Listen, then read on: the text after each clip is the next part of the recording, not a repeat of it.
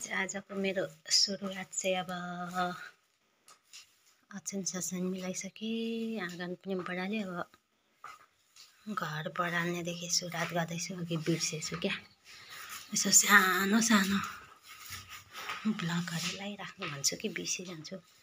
बिहान उठेर हतार हुन्छ, त्यसैले अब तपाईँहरूलाई मेरो बिहानदेखिको रुटिन देखाउँ भनेको।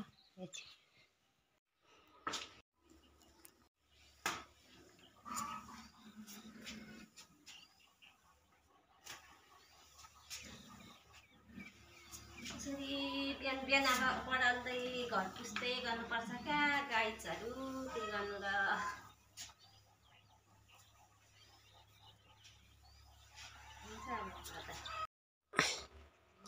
मैले चाहिँ घर पुसिसकेँ। यता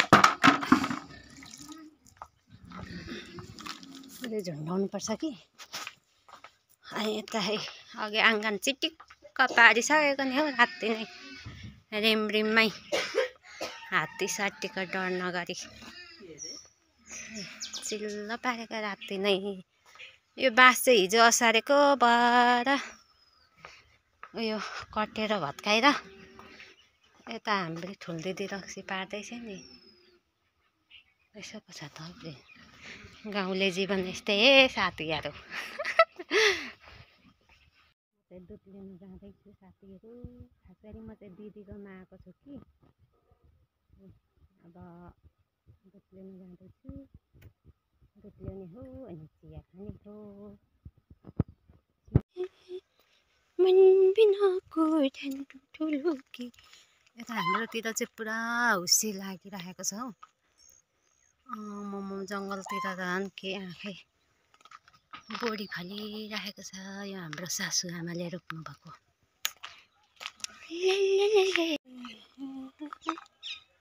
हात्तीलाई बेरा लगाएको यस्तो बत्ती बालेर हात्तीलाई बेरा लाउनुपर्छ, नभए त धान त कप्लो खान्छ क्या। पुरा तिहार लागेर जस्तो झिलिमिली बत्ती यसरी बाल्नुपर्छ, न त खाइहाल्छ नि हौ हात्तीले। हाम्रो गाउँतिर त पुग्न आँटे दुध ल्याउने ठाउँमा पनि।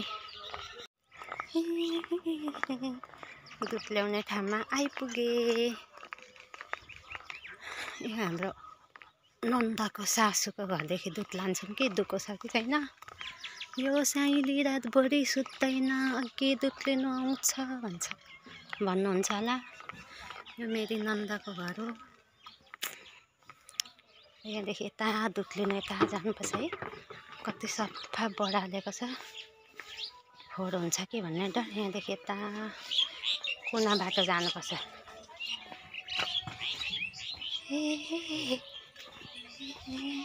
भन्दैछ नि गाई दुहुनु भएको छैन। म राति नै उठ्छ क्या, सानैदेखिको बानी। आए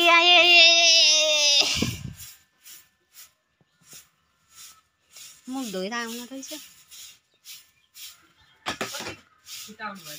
अनि राति नै उठेर आज त अँधेरोमै आँगन बढाल्दै पनि सक्नुभयो भन्ने खबर सुनेर यता दुध लिन आएको। यता भान्जी पनि गिलास बोकेर आएकी छिन्, एक दुई सक्नु भएछ।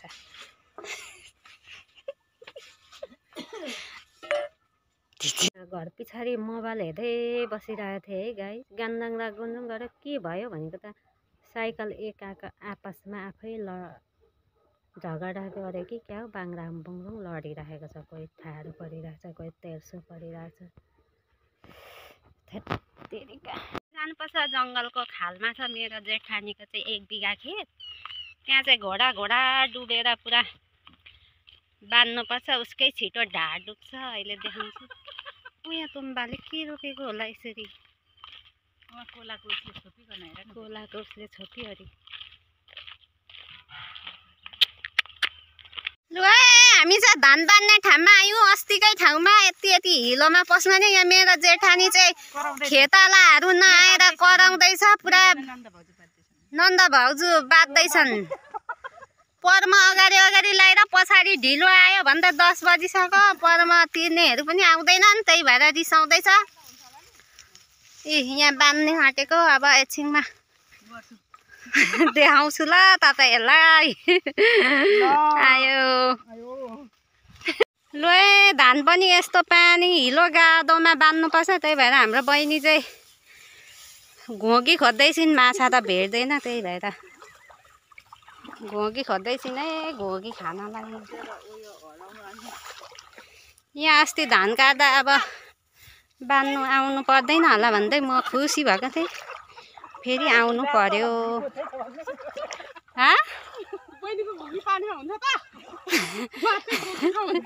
केमा हुन्छ अयो मार्यो हेरा मायाहरूले पनि यस्तो पानीमा छ कि पाँजा पुरा बाँध्नुपर्छ है ए भगवान् मेरो खल्तीको घाउ के भयो अरे बहिनी के भएर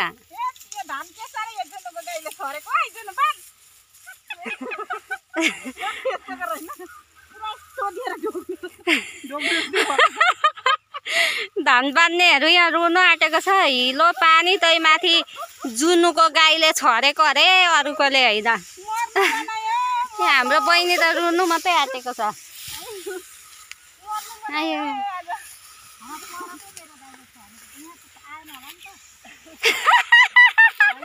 बिचरा जहीँ पनि उसकै गाईको नाम जहीँ पनि यही जुनुको गाईको नाम चर्चामा छ है भित्तामा धान छरो पस्टकले राखेको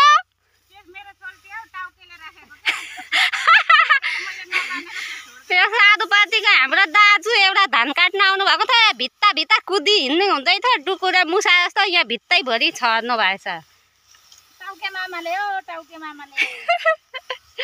आयो हरियो वन हरियो वन नेपालको धन हाम्रो चाहिँ जङ्गलको छेउछाउतिर खेतीपाती छ यिनीहरू चाहिँ गले अरे यो हिलोमा गरेर तिमीलाई एउटा कुरा भन्नु थियो सुटुकै भन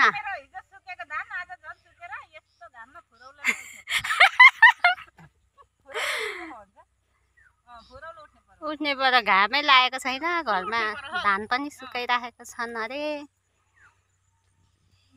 छिटो बाँधौँ न के साह्रो बसेका हो बाँधिसकेर कहाँ जानु भनेको सुतेर हैन सुतेर उठेर पुरै मजाले आनन्द सुती 2 घण्टा सुत्दा पनि यो सबै सकेर हैन ओसारी सकिन्छ आज भाउजूको ए ओसारी पनि सकिन्छ ओसारी पनि सकिन्छ यो जुनुलाई सबैभन्दा धेरै बोकाउनु पर्छ छिटो बाँधेर छिटो ओसारेर नुहाउनु भनेर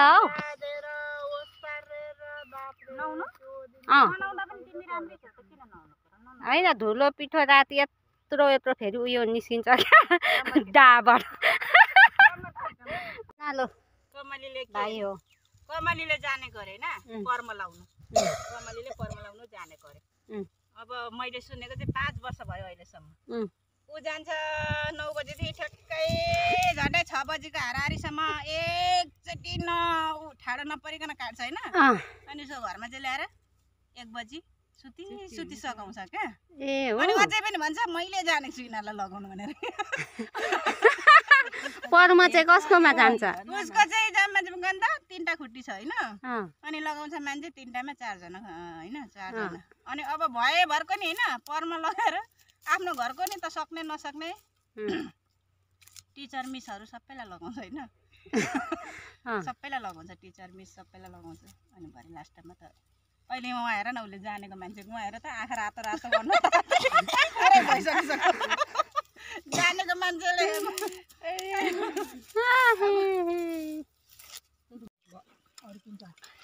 अब हाम्रो चाहिँ खाजा खाने टाइम यो बहिनीले चाहिँ 3 थाल बजाइसक्यो यहाँ थालमा म चाहिँ भर्खर यता लाइनै पो छौँ हौ हामी त के गर्ने काम पनि गर्छौँ यो खानु पनि चाम्रे अचार सब्जी के हो पो खाइसकेर लाग्यो है फेरि यता बुहारी नानी पनि आएकी छिन् है अहिले चाहिँ हाम्रो जेठी बुहारी खाजा लिएर आएको अब असार्न आँटेकी छिन् म चाहिँ यहाँ बान्ने हो बानेर त एकै तालमा सक्छ जस्तो छ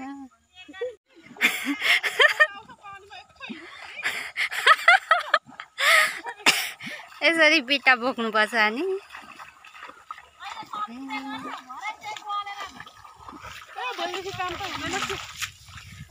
मजा आउँदैछ नि जुन बिटा बोक्नु। एकदम मजा आउँदैछ है खुसीको यहाँ पानीमा।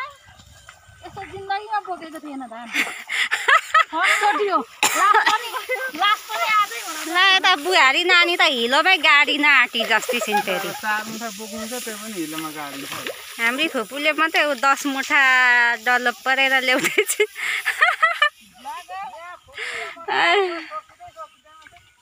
गाई छेर हाम्रो बहिनीले यसरी बोक्दैछिन् गाई छेर। ल अब साथीहरू के गर्नु, उयो के अरे धान बाँधेर आएर सरेर अब खाना पकाउँदैछु। अघि बिचमा बिर्सेछु कि मैले भ्लगै गर्नु, अब सुरु गर्दैछु। आलुको दाल बनाउँदैछु साथीहरू। के गर्नु र छिटो छिटो यता जाँसे ल्याइराखेको छ।